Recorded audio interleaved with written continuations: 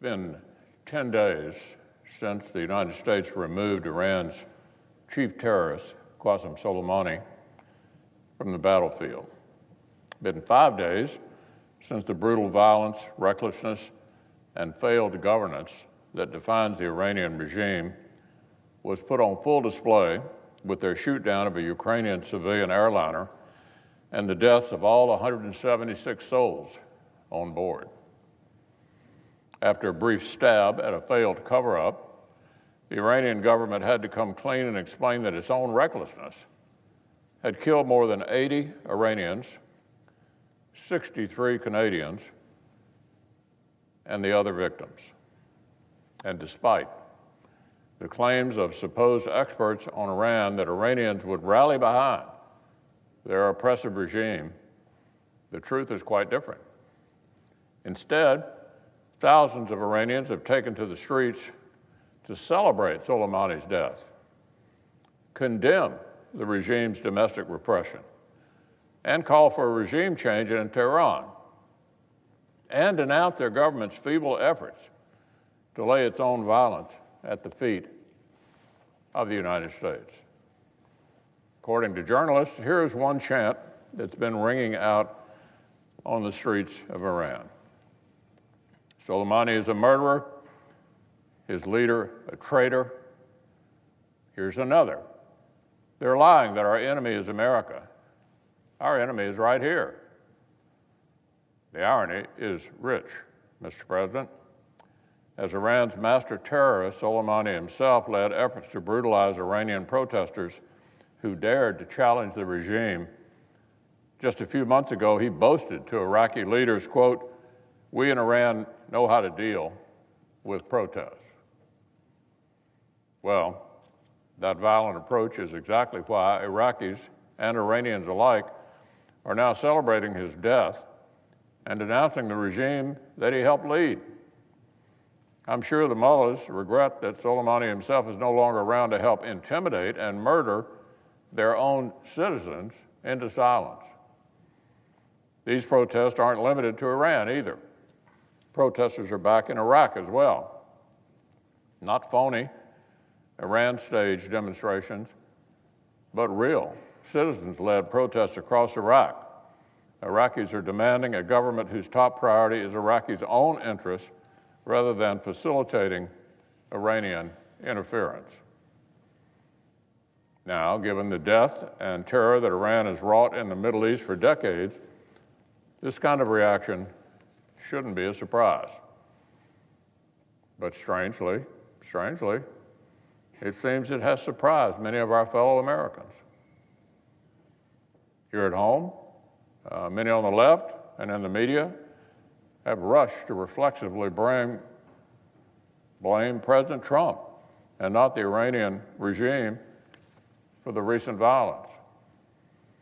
After only the earliest initial reports, the Speaker of the House rushed to blame our administration for, quote, needless provocations, she said.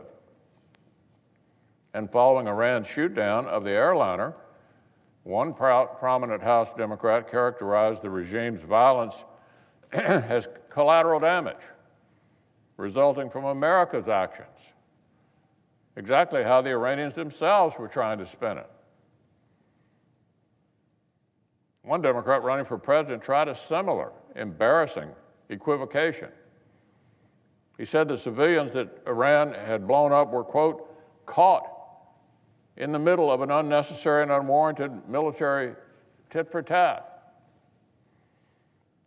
For several days, you could not open a newspaper or turn on the television without prominent Democrats and so-called foreign policy experts setting aside decades of Iranian aggression to imply or even say outright that America, not Iran, was responsible for the cycle of violence, that President Donald Trump was the real villain.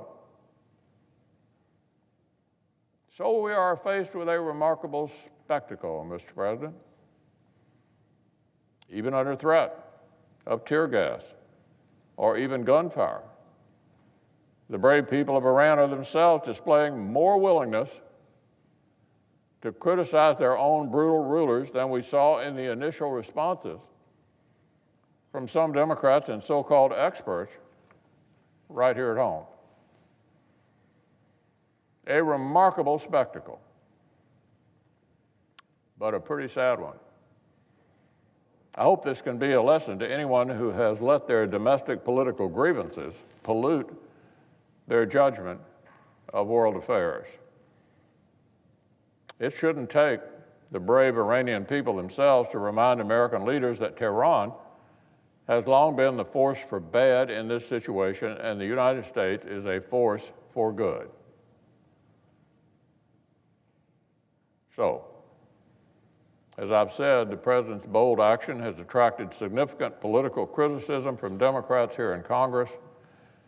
Now it is the Senate's prerogative to weigh in on foreign policy, and I fully expect we will debate a war powers resolution from some of our colleagues very soon.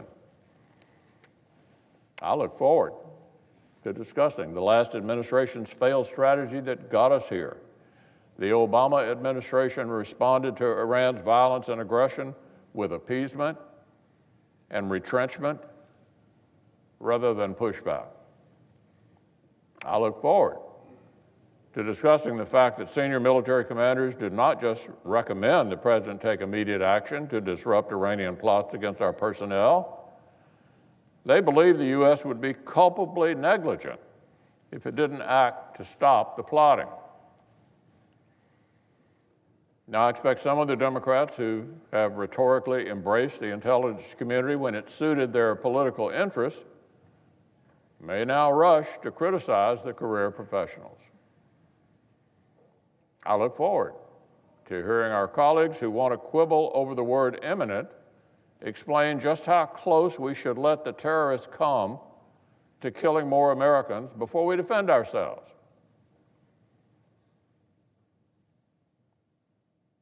Just how close should we let terrorists come to killing more Americans before we defend ourselves? I assure you, if the President had not acted to disrupt a deadly attack, I'm confident these same critics would have blasted him for failing to protect American lives. Just a few days before the strike, the junior senator from Connecticut was blasting the administration for rendering America impotent in the Middle East. He complained that no one fears us. No one listens to us, he said. But naturally, after President Trump did take bold action, the same colleague has become a fierce critic for supposedly being, President Trump for supposedly being too harsh. Not exactly a model of consistency. Our Democratic colleagues were very happy to give President Obama wide latitude to engage in strikes where American lives and American interests were far less directly at stake than with Mr. Soleimani. But now, the same Democrats who embraced the Obama intervention say Libya, for example, Libya, say it's a bridge too far for President Trump to respond with limited force to Iranian-directed strikes against American interests and personnel that have been escalating for months. Okay in Libya, not okay here. The double standards are literally head-spinning. So, I expect the Senate will soon debate Senator Kane's war powers resolution. For a year now, I've wanted the Senate to go on record about our military presence and strategy in Syria and Iraq. I'm glad my Democratic colleagues may finally be interested in having that discussion rather than ducking it. I don't believe the blunt instrument of the war powers resolution is an acceptable substitute for the studied oversight the Senate can exercise through hearings, resolutions, and more tailored legislation. So I'll strongly oppose the resolution. And I would urge all our colleagues to consider what message the Senate should send to Iran and the world at the very moment that America's actions are challenging the calculus in Tehran for the better. We appear to have restored a measure of deterrence in the Middle East. So let's not screw it up.